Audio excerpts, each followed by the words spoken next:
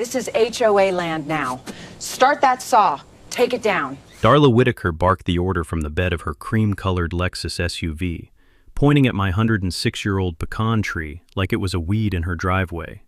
A 19-year-old crewman named Cody flinched, revved the chainsaw he didn't want to hold, and opened a 12-inch wedge into the trunk my great-grandfather planted the year Truman took office. My daughter Hazel screamed from the porch.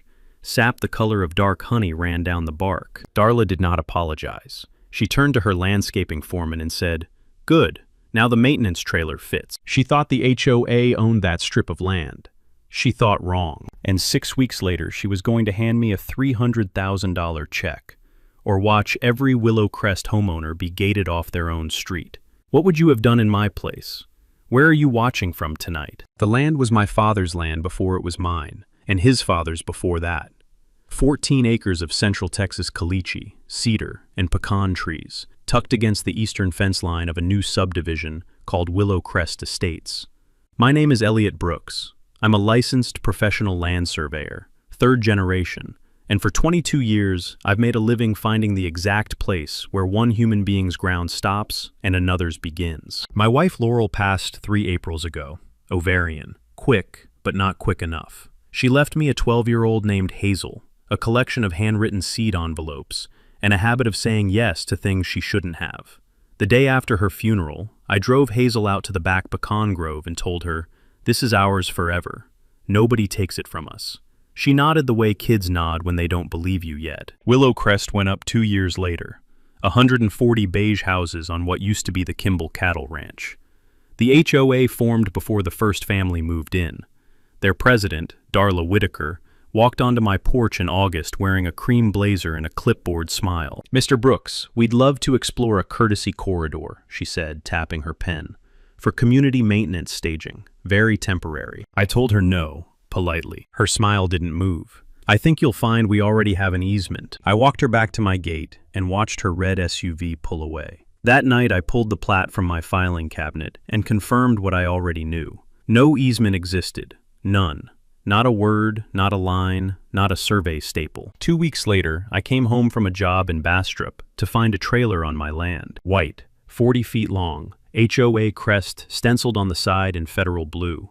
Parked across my gravel turnaround, with the hitch eating into a pecan root I'd nursed since I was Hazel's age. A yellow note flapped under the wiper of my own truck. "As a courtesy to the community, we'll be staging one maintenance trailer on the edge of your property through October. Thank you for being a team player. Darla W., President Willow Crest Estates HOA." Hazel came out carrying 2 glasses of sweet tea. She saw the trailer. She saw my face. She put both glasses down on the railing without spilling a drop, which, if you've ever met a 12-year-old, tells you everything about how much she understood. "Dad." "Yeah, hazelnut." "Is that ours?" "No." "Is it allowed to be there?" "No." Her eyes stayed level. Her mother's eyes. Exactly. "Are you mad?" I considered the question honestly. I watched a cicada scream itself to death in the crepe myrtle. I smelled diesel drifting off the trailer and something sweeter underneath, somebody's community pool chlorine carried on the wind. I could feel my pulse in my molars. "I'm not mad," I said. "I'm getting organized." That's the thing people misunderstand about surveyors. We don't argue. We don't shout. We measure. We note. We file. We hand you a sealed drawing that shows exactly where you went wrong, and then we let the courthouse do the yelling. I took a photograph, timestamp, GPS coordinates, the license plate of the truck that had been driving across my land, a close-up of the pecan root, and a wide shot of the stenciled HOA crest. I printed 6 copies. I put one in my fireproof box, one in my attorney's mailbox, one in my cloud drive, one in an envelope to the county assessor, one in the bottom drawer of my desk under Laurel's last letter, and the 6th I folded into quarters and placed in Hazel's lunchbox for Monday. She found it at school, read it, and sent me a single text. "You got this, Dad." I did. I filed my formal written trespass notice on a Tuesday. Certified mail, return receipt, with a cover page stamped Brooks Land Surveying, PLS number 4712. I used my professional letterhead on purpose. Darla Whitaker sold 4-bedroom homes for a living. She knew what a seal meant. The letter was 3 paragraphs. First paragraph. I am the fee simple owner of APN 22-134-0031. Second paragraph. You have placed a trailer on my property without any recorded easement, license, or invitation. Third paragraph. Remove it within 7 days or a storage fee of $75 per hour per vehicle will begin to accrue, together with damages. Signed, sealed, dated. Copy to the HOA attorney, to the HOA management company, and to my own lawyer, Holloway Caldwell. Holloway called me within an hour of receipt. He's 71 years old, wears bow ties, and hunts ducks badly. Son, you know she's going to double down, right? I know. Good. Keep the photographs coming. And Elliot, put up the signs. By nightfall, I'd hammered in 9 new signs around the contested strip, green and white, 30 by 24 inches, printed exactly to Texas Penal Code 30.05 specifications. No trespassing, private property, commercial storage available by prior written contract only, rate schedule posted. I bolted a laminated rate sheet to the gate post beside the oldest pecan. $75 per hour per trailer, billed in 15-minute increments, $200 minimum, payment due on demand. At the bottom, in bold, by entering this property with a vehicle or trailer without a written agreement, you accept these terms as a bailment contract under Texas common law. A takeaway worth pinning.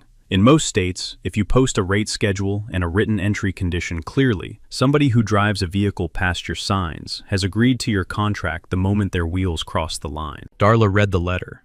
I know she did, because Hazel saw her crumple it in her fist outside the community mailbox kiosk the next afternoon. By Thursday morning, Darla had responded the only way Darla knew how. I woke up to the sound of a diesel engine and 3 dogs barking. 2 more HOA trailers were being backed onto my land. One was a maintenance trailer, twin of the first. The second was a 20-foot enclosed event trailer, white, with a Willow Crest Estates logo the size of a pool raft painted on the side, and a row of folded pop-up tents strapped to the roof. A man in a high-vis shirt unloaded 2 generators and set them down on my gravel, like he was setting down groceries. Behind him, a second man slapped an HOA ownership sticker on my cedar fence. "Excuse me," I said, walking up. "That fence is mine. That sticker doesn't belong there." He didn't even look at me. "Ma'am says it's HOA corridor now." "Ma'am who?" "Ma'am Whitaker." I photographed him. I photographed the sticker. I photographed the men, the generators, the plates, the stencil, and the dust on the pecan bark. Then I walked back inside, opened my laptop, and logged the trespass as officially beginning at 6:47 a.m. I created an invoice line for each trailer. I set a timer. Saturday, I took Hazel to the community pool, which, for the record, was public access for surrounding landowners under the original developer agreement. I had the paperwork in my truck if anyone wanted to discuss it. Darla was holding court in a lounge chair by the shallow end, surrounded by her board. Barbara Penn, Tom Reeves, Nadine Prescott. She saw me from across the pool, and her mouth opened like a fish that had just remembered air. "Oh, Mr. Brooks." She raised her voice so half the pool could hear. "We got your silly little letter. Very cute. My attorney says you're having a, what did he call it? A confusion." Barbara and Nadine giggled. "I'm not confused, Mrs. Whitaker." "No?" She sipped something pink through a straw. "Then maybe you should check whose HOA you move next to, honey. This isn't your daddy's old Texas anymore." Hazel's fingers tightened around mine. I smiled, which cost me.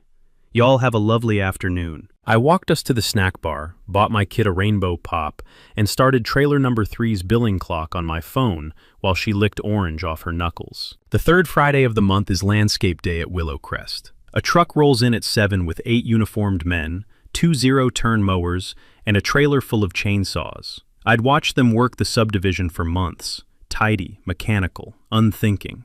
On this particular Friday, I was on a boundary job an hour east, walking a calcium-streaked creek with a total station on my shoulder. Hazel was home. Summer vacation. Barefoot on the porch, elbow deep in a bowl of cherries. She called me at 9:12. "Dad, they're cutting trees." I heard the 2-stroke whine behind her before I understood what she'd said. My stomach dropped through the bottom of my boots. "Which trees, Hazel?" "The old ones. By the east fence." There were 2 old ones by the east fence. My great-grandfather planted the first one the year Truman took office. My father grafted the second off the first when I was 6. Together, they produced about 100 pounds of pecans a year. The pecans my mother used to fold into the pie at Thanksgiving before she passed, back when Hazel was too small to remember her grandparents clearly. Baby, go inside, lock the door, record video through the window. Do not go near them. Okay? I drove home the way people drive when the hospital calls. 90 miles an hour on FM 1431. 3 missed stop signs. Pulse in my throat like a second heart. When I crested the last hill and saw my own gate, I saw the 2 trees already on the ground. 2 trunks, each about the thickness of a man's waist, lying in the grass like felled cathedral pillars. Sawdust in a soft blonde halo around the stumps. A rainbow of pecan sap weeping from the cut faces. The youngest of the crewmen, maybe 19, maybe 20, was leaning on a chainsaw, cheeks pink, wiping his forehead with the hem of his shirt. Darla was supervising, of course. Clipboard, cream blazer, Bluetooth earpiece blinking like a second pulse. Hazel was behind the front window, phone pressed to the glass, filming. She was crying in the quiet kind of way that worries me more than the loud kind. I parked. I walked up.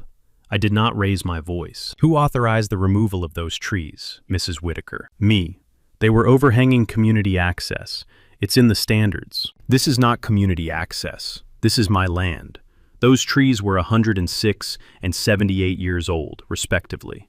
Do you understand what you just did? I understand that Mr. Brooks needs to learn how an HOA functions. The 19-year-old's eyes flicked up from his chainsaw to her face. Something moved behind his expression that he was too young to hide. Guilt, I think. Maybe recognition. He looked at the trunks like he was seeing them for the first time, as something that had been alive. Son, I said, gentle. What's your name? He swallowed. Cody. Cody, can you take a photograph of this scene with me? For your records. Just in case anyone ever asks you in a deposition what you saw today. Darla went red. Don't answer that. Cody took the photograph. He took 3. I did something then that surprised her. I shook Cody's hand. I thanked him for being honest in a hard moment. Then I walked to the porch, picked up my daughter, and carried her inside without looking at Darla once. Hazel clung to my neck and sobbed the whole way, her tears running warm into the collar of my shirt. Inside, I set her down at the kitchen table. I poured her a glass of lemonade. I wiped her cheeks with a dish towel that used to be Laurel's. Are they gone forever, Daddy? The trees are, but not the grove. We're going to plant 20 in their place, and one of them we're going to name after your mom. She nodded. This time, she believed me. Then I walked into my office and opened Texas Agriculture Code, Chapter 151. Tree Value Appraisal. Replacement Cost. Aesthetic damages. Emotional damages where a family homestead is involved. Treble damages under bad faith timber trespass. Section 151.102. Each of those trees, according to the formula, was worth somewhere north of $18,000. Trebled, that was $108,000. Before we even talked about the trailers, Darla had just handed me her own throat. Monday I called the county. Code Enforcement. Nuisance Division. Travis County. I laid out the timeline on speakerphone while I watched Hazel water the new saplings with a watering can shaped like a cartoon elephant. The intake officer was polite. Sir, we can have a vehicle out there Wednesday. We'll cite the HOA for unpermitted commercial staging and abandoned vehicle storage on a residential parcel. Should be straightforward. It was not straightforward. Wednesday passed. Nobody came. Thursday, I called back. The officer who answered sounded embarrassed. Sir, that case got rerouted. By whom? A pause. I really shouldn't say. Try. A longer pause. Councilman Whitaker's office put a hold on the site visit. He said it was a civil matter between neighbors, and staff shouldn't, quote, burn resources on a spat. Gerald Whitaker, Precinct 3, 2-term incumbent. Also, as it happened, Darla's husband. I knew him by reputation. Soft handshake, firm fundraising, member of the same country club as half the county's department heads. A man who had perfected the art of making a phone call without leaving a fingerprint. I understand, I said, which I didn't. Thank you for being straight with me. I hung up, and I filed a public information request under the Texas Government Code, Chapter 552, for any communications between the councilman's office and the code enforcement supervisor in the last 30 days. 10 business days, by law, to produce. A quiet knowledge nugget you can use. In almost every state, any email a public official sends on public business is a public record by default. Private email, personal phone, doesn't matter. If it concerns public duty, you can demand a copy. Meanwhile, Darla wasn't sitting still. She was accelerating. By the following weekend, she had begun renting her corridor to her own HOA neighbors. For $40 a month, a Willow Crest homeowner could park a boat, an RV, a jet ski, or a landscaping trailer on the strip behind my pecan grove. She advertised it in the community newsletter as Brooks Annex Storage, which was the exact moment my jaw clicked. She was using my family name without permission on her own billing line item. By Sunday night, my property hosted 11 pieces of other people's junk. A camper with a flat tire, a bass boat missing one of its drains, somebody's Cub Cadet riding mower, a pop-up camper that leaked yellow fluid onto my grass. Hazel stood at the screen door counting them. 12, Dad. That one's a canoe. Monday, I ran into Darla at the hardware store. She was in the plumbing aisle, buying a sprinkler coupling, and she lit up when she saw me like we were old college friends. Elliot, how's that lawsuit coming along? Slowly. She tilted her head. You know, my HOA owns that corridor now. My attorney says adverse possession has started the clock. 5 years under Texas law. My husband says the county agrees. Your husband is not the county, Mrs. Whitaker. Well, she smiled thinly. He's close enough. I watched her walk away with her sprinkler coupling, and I had to breathe through my nose for a full minute in the copper fittings section to keep from saying something I'd regret. Adverse possession in Texas requires, among other things, open, notorious, exclusive, and hostile use under a claim of right. She didn't have a single one of those elements correctly. She didn't have any of them. A trailer dropped there 6 weeks ago is not 5 years of possession, and no amount of country club dinners could change the calendar. But she didn't know I was a surveyor. She didn't know what I'd already started pulling from the county archives. That night, after Hazel was asleep and the cicadas had taken over the yard, I sat at my father's old oak desk under a single green banker's lamp. I unrolled 3 plats, one from 1947, one from 1978, one from 2013, and I started laying them over each other the way my grandfather had taught me when I was 9, slowly, corner pin to corner pin, tracing the true bearings with a mechanical pencil. 3 hours in, the pencil slipped. I stared at what I had just drawn, and I laughed, once, quietly, in the dark. The 1947 deed was yellowed at the creases and typed on an old manual with a sticky M. My great-grandfather, Harlan Brooks, had purchased the land from a rancher named Everett Kimball for $918 and a bay mare named Lucy. But he had negotiated something extra that Kimball didn't want to give up. A 60-foot wide private right-of-way, not an easement, a recorded right-of-way and fee, along the northern edge of what used to be the Kimball home pasture. That strip of dirt was what later became the only paved entrance road into Willow Crest Estates. When the developer platted the subdivision in 2013, the title company missed it completely. They'd searched 40 years back, which was standard. They did not search far enough to catch a 1947 conveyance.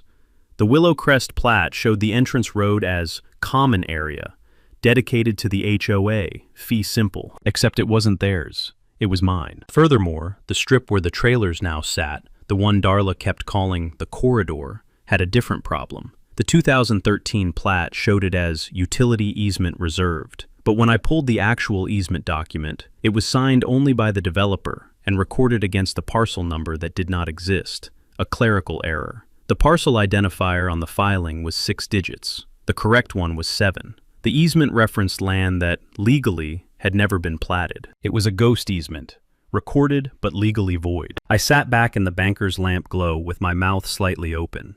My great-grandfather, 79 years dead, had just shown up to help me defend his grandson's grandchild. The takeaway, and this one is worth remembering.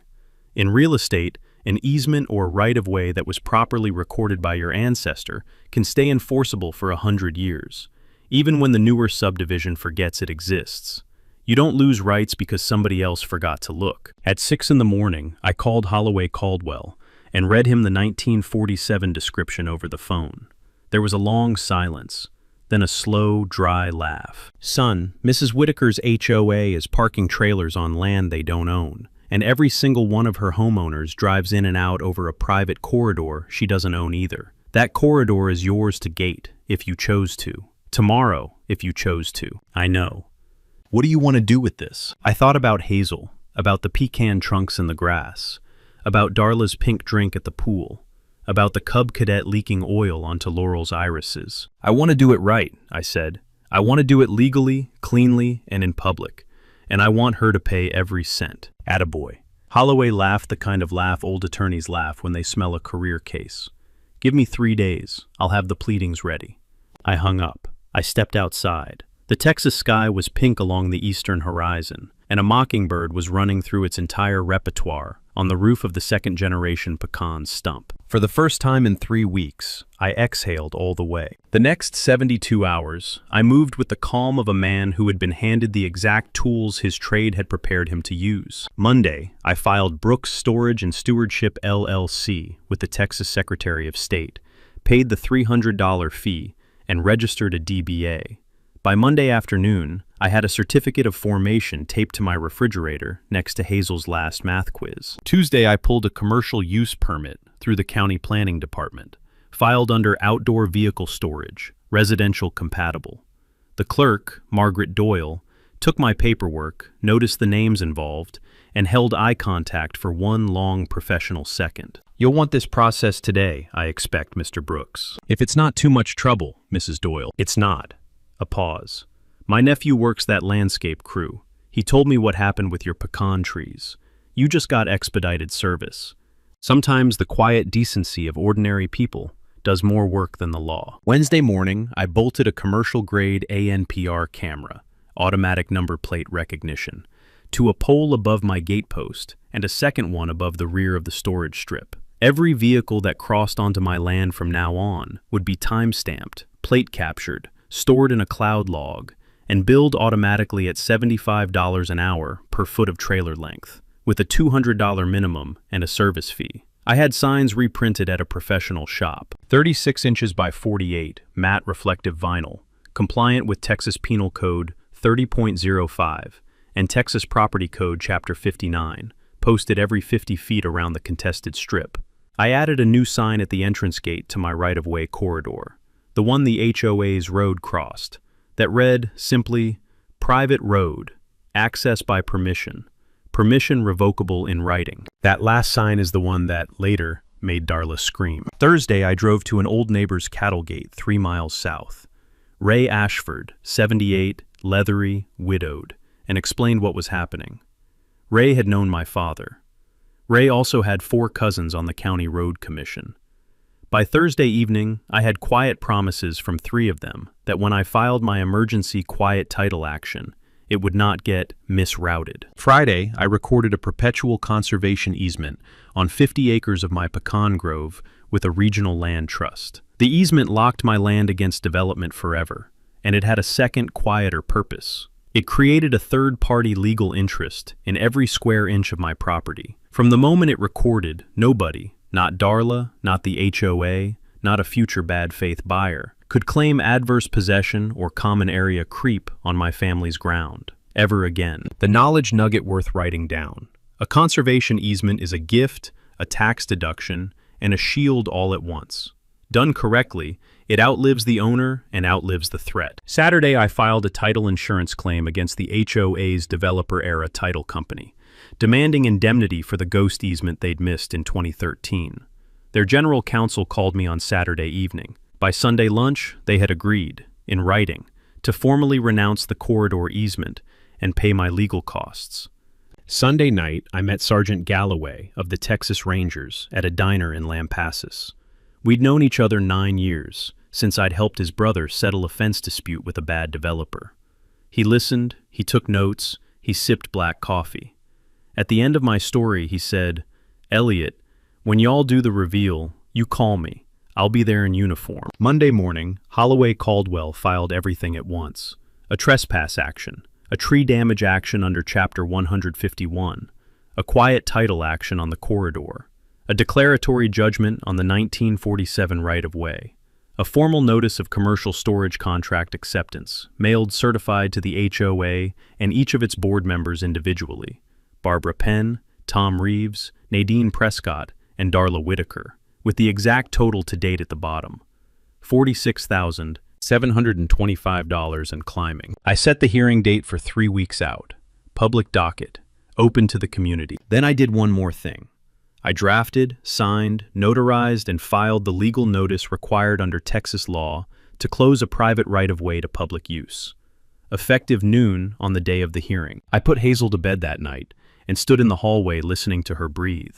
My father once told me the quietest rooms are the ones right before the courthouse opens.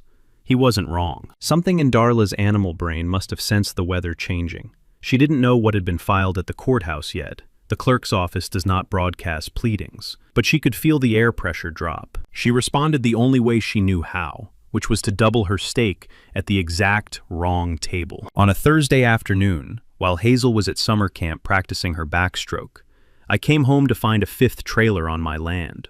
This one, however, was not a trailer I had expected.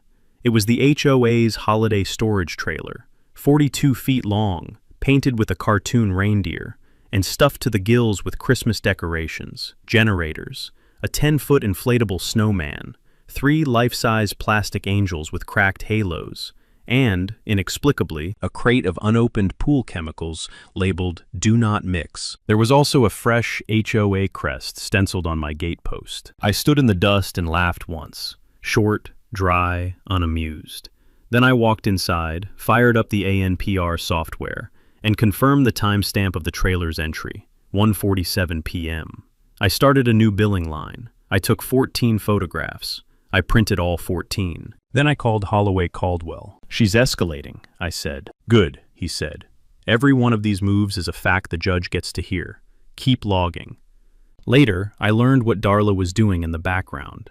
Margaret Doyle, the county clerk, called me privately on Friday morning. Her voice was lowered to the register women use when somebody has just tried to corrupt their office, and they are still deciding whether to be furious. "Mr. Brooks, Mrs. Whitaker came into the records annex yesterday. She asked if there was any way to, quote, misplace an old deed recording. She offered me $400 cash. I said no. I wrote down the conversation, word for word, in my incident log, and had my supervisor initial it. I thought you should know." I thanked her. I asked if she'd be willing to submit a sworn statement to the court.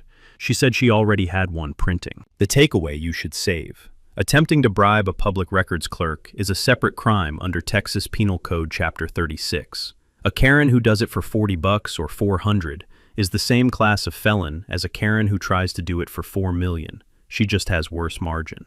By Friday afternoon, Darla had moved to Phase 2. She started calling people, my bank, pretending to be me, asking for account verifications. My daughter's school, pretending to be a concerned neighbor, asking about my mental state.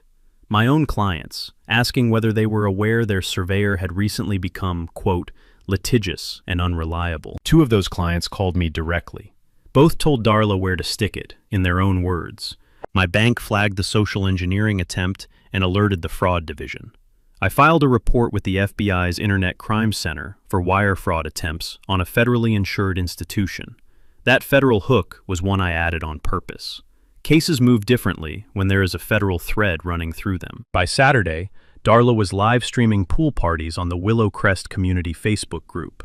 She posed with her board, raised a pink drink, and announced that certain outside agitators were trying to undermine the safety and beauty of their community, but that rest assured, the board stands firm. Tom Reeves, the HOA treasurer, posted in the comments a photograph of my driveway with my license plate visible, captioned, "Know your neighbors."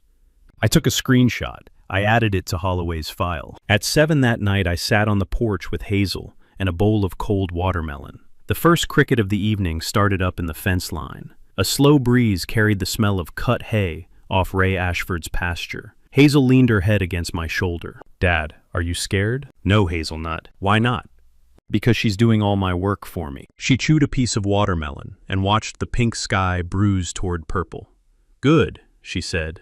"Good." The next move was worse because it used my daughter as a lever. On a Wednesday morning, a caseworker from the Texas Department of Family and Protective Services knocked on my door. Her name was Ms. Trent. She was polite, tired, and visibly embarrassed to be there. She had received an anonymous report that a 12-year-old girl at my address was being raised in an unstable environment by a father exhibiting, quote, erratic and obsessive behavior over a land dispute. I invited her in. I gave her a glass of iced tea. I asked her to take her time. I asked if I could record the interview for my records. She said that was my right. She interviewed Hazel at the kitchen table while I sat 3 rooms away. I listened through a baby monitor I'd bought years ago when Hazel had pneumonia and never took down. Hazel answered every question like the serious small adult she had always been. Her dad read to her every night. Her dad cooked dinner. Her dad checked her homework. Her dad had a calendar on the fridge with every birthday, every dentist appointment, every violin recital written in green pen. Ms. Trent closed her folder after 17 minutes. In the doorway, she looked at me and said very quietly, "Mr. Brooks, I'm going to recommend this case be closed as unfounded. If somebody files again, I'll recognize the handwriting." I thanked her. I shook her hand. I did not cry until she'd pulled out of my driveway, and then only for 40 seconds, leaning on the refrigerator while Hazel hugged my waist. Then I called Holloway Caldwell and told him to add a malicious reporting claim under Texas Family Code Section 261.107 to the pleadings. A takeaway worth keeping, because it helps real families. Filing a knowingly false child welfare report is a crime in most states, and the investigating agency usually keeps a record of the caller or IP address. If you are the target of a retaliatory call, you can request the intake log through your attorney. I didn't know yet it was Darla. I suspected, but the confirmation came from an unlikely ally, Cody, the 19-year-old chainsaw operator. He showed up at my gate 2 days later in his own beat-up Silverado, wringing his cap in his hands. "Mr. Brooks, I heard Mrs. Whitaker make the call. I was in the garage. She used her cell, and she was laughing." "Cody, are you willing to say that under oath?" He looked at the ground. He looked at the pecans. He looked at Hazel's bicycle, leaning against the porch rail. "Yes, sir." He signed a sworn affidavit on my kitchen table, while Hazel poured him lemonade. He told me afterward that what had finally tipped him was seeing Hazel cry through the front window the morning the trees came down. "I should have said no, sir. I was just a kid with a saw and a boss. But I should have said no." "You're saying no now," I told him. "That's what matters." Meanwhile, Darla's public campaign was eating her own neighbors. She held an emergency HOA board meeting that Friday and proposed a special assessment, $400 per household, to fund the HOA's legal defense against the aggressive outsider attempting to steal community property. A few of the older homeowners, the ones who had lived on the original Kimball Ranch edge for decades, started asking questions. Questions about deeds, questions about plats, questions about why, exactly, a neighbor they had always liked was being treated this way. Barbara Penn resigned from the board that Sunday. Nadine Prescott followed her on Monday. Tom Reeves stayed loyal because Tom Reeves had a boat on my land. Hazel brought me a piece of paper on Tuesday evening. She had drawn it in colored pencil. Our pecan grove, 20 new saplings, a little girl under the tallest one, waving at a tall man in a surveyor's vest. At the bottom, in her careful 12-year-old handwriting, "Dad, we're going to win." I taped it to the refrigerator next to the LLC certificate. The annual HOA meeting was held the third Wednesday in September at the Willow Crest Clubhouse, a beige stucco building with a wagon wheel nailed over the entrance, because somebody thought that was what Texas looked like. The room sat 110. It was full. The board had pushed hard on attendance, framing the meeting as a community unity event. Local news had picked up the story earlier that week. A reporter named Pamela Sutton sat in the third row with a camera and a notepad. The community's own live stream camera blinked red on a tripod in the back. Darla had insisted on the live stream, of course. She was going to make an example of the troublemaker. I walked in at 7:03. Holloway Caldwell walked in behind me in a navy bow tie. Sergeant Galloway walked in behind Holloway, in a Texas Rangers uniform with a badge that caught the overhead light. Behind them came 2 additional Rangers, 1 stenographer, and a man from the county clerk's office carrying a sealed tube of plats. Margaret Doyle brought up the rear, carrying a zippered pouch stuffed with certified copies. The room's noise dropped about 50% on sight of the uniforms. Darla, in a cream blazer at the head table, stood up sharply. Her husband Gerald, seated in the front row, half rose and then froze like a man who just stepped on a pressure plate. "Mr. Brooks," Darla said, "this is a members-only meeting." "Actually, Mrs. Whitaker, the community bylaws require this meeting to be open to adjacent landowners whose property affects community business." Holloway handed her a printed copy of her own bylaws, with the relevant clause highlighted in yellow. She sat down slowly. I stepped to the lectern. I did not raise my voice. "Good evening, neighbors. My name is Elliot Brooks. Some of you know my daughter. Some of you have stored boats on my land without realizing it was my land. Tonight I am going to show you 4 things. Then I'll answer questions. I clicked the first slide. The 1947 deed. This deed conveyed to my great-grandfather a 60-foot private right-of-way along the northern edge of the Kimball pasture. That strip of dirt is what later became your entrance road. The road you drove in on tonight belongs to me. A murmur moved through the room like wind on wheat. Slide 2. The ghost easement, with the mismatched parcel number circled in red. The corridor Mrs. Whitaker has been parking trailers on, renting to her neighbors, and calling HOA common area. That easement was filed against a parcel number that does not exist. It is void. The title insurance company has acknowledged it in writing. I click to the next.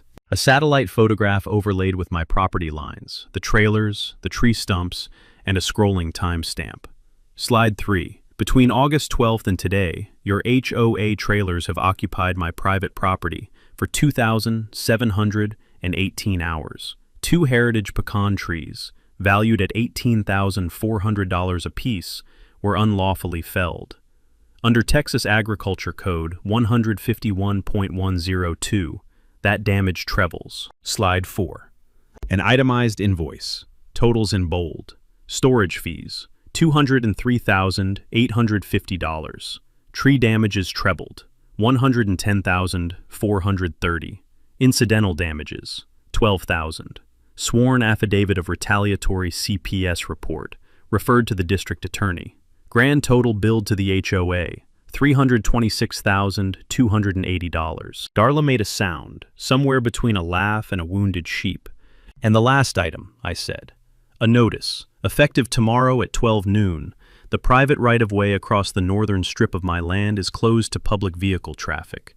That means the road into Willow Crest Estates will be gated, unless and until the HOA settles this matter. The room detonated. Gerald Whitaker stood up, pointed at me, and shouted. Sergeant Galloway stepped forward. Councilman, sit down. I have a separate matter with you. Darla screamed something about slander. Pamela Sutton's camera was rolling. The live stream viewer count, somebody later told me, hit 4,000 people at the moment Galloway put a gentle hand on Gerald Whitaker's elbow and escorted him out of the room under what turned out, the next morning, to be a grand jury indictment for official oppression. The room watched Gerald leave. Then the room watched Darla, alone at her head table, in her cream blazer, finally run out of smile. I folded my papers. I nodded to Holloway. Thank you for your time, neighbors. See you in court. The HOA settled in 11 days. Not out of decency, out of math. Their legal team ran the numbers, saw the exposure, saw the right-of-way gate, and told the board there was no path that didn't end in bankruptcy or a judgment that would have the same effect. They paid $326,280 in full, by wire, on a Tuesday morning. Their own homeowners voted Darla out of the HOA presidency the following Friday. The vote was 91-7. The 7 were Tom Reeves and his immediate family. Gerald Whitaker resigned from the city council within the month. The grand jury proceedings continued on their own quiet schedule. Their house, it turned out, had been over-leveraged against a string of bad commercial real estate investments. The bank foreclosed before Christmas. The last time I saw Darla, she was loading a U-Haul in the gray rain, cream blazer replaced by a fleece jacket, and she did not look up as my truck passed. I drove home. Hazel was waiting on the porch with her own small shovel. I did not spend the settlement on myself. I put Hazel's college tuition aside. Her mother would have wanted that. And I took the rest to a sit-down with Holloway Caldwell, Margaret Doyle, and Ray Ashford around a diner table. Together, we created the Pecan Grove Conservation and Scholarship Fund. The fund does 3 things. It gives a sapling to every child in the county who turns 12 that year, paired with a weekend planting workshop taught by retired land stewards. It endows a trade scholarship for any kid in the county who wants to apprentice into surveying, forestry, or land stewardship without going into debt. And it funds a free legal aid clinic for homeowners facing unlawful HOA overreach, staffed pro bono twice a month by Holloway and 3 of his bow-tied friends. Cody, the 19-year-old who had spoken the truth under oath, was the first scholarship recipient. He's studying at the surveying program at Texas State. Last summer, he interned on my crew.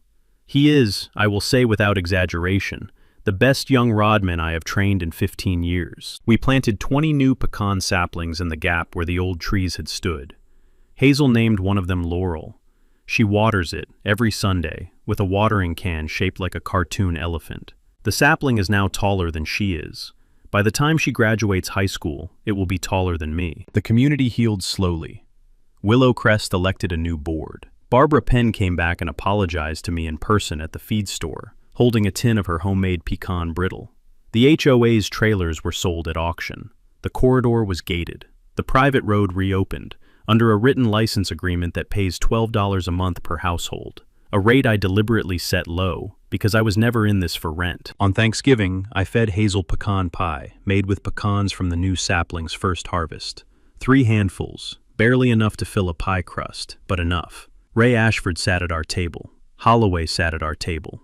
Margaret Doyle sat at our table, bringing her own green bean casserole. Sergeant Galloway sent a card. If this story has a lesson, it is this. The loudest people are almost never the most dangerous, and quiet preparation will outlast louder power every single time. If you have an HOA Karen horror story of your own, share it in the comments. I read every one. And if you want to see how the next one ended, when a county commissioner tried to run a new access road straight through a widow's pecan orchard, well, tap subscribe. I'll see you there. What made Dalla Whitaker lose wasn't Elias Brooks' anger. It was her uncertainty. She was so sure her HOA badge and her husband's city council seats were armor that she forgot to read a deed. That's the thing about petty power. It makes people sloppy. It makes them skip the paperwork. It makes them sign statements they shouldn't, rent out land they don't own, and code child welfare on the widower raising his daughter. And every one of those shortcuts becomes evident in somebody else's file. Elias' real estate wasn't his profession. It was his passion. He documented. He waited. He gave his voice down and his records up. He let her keep reaching until she reached too far, and then he simply closed the door he's always owned. The beauty of that growth today. Saplings Hazel named after her mother. A scholarship carrying Cody into a real career. A legal aid clinic helping other families came directly from Dalla's refusals to stop. If you ever deal with an HOA that forgot its own bylaws, tell me your story in the comments. I read everyone. If you believe in justice that's earned quietly, hit subscribe. Next week, a retired window pecan orchard get a surprise visit from a county commissioner who thinks he can push a new access road through in 60 days. He wishes he checked her last name.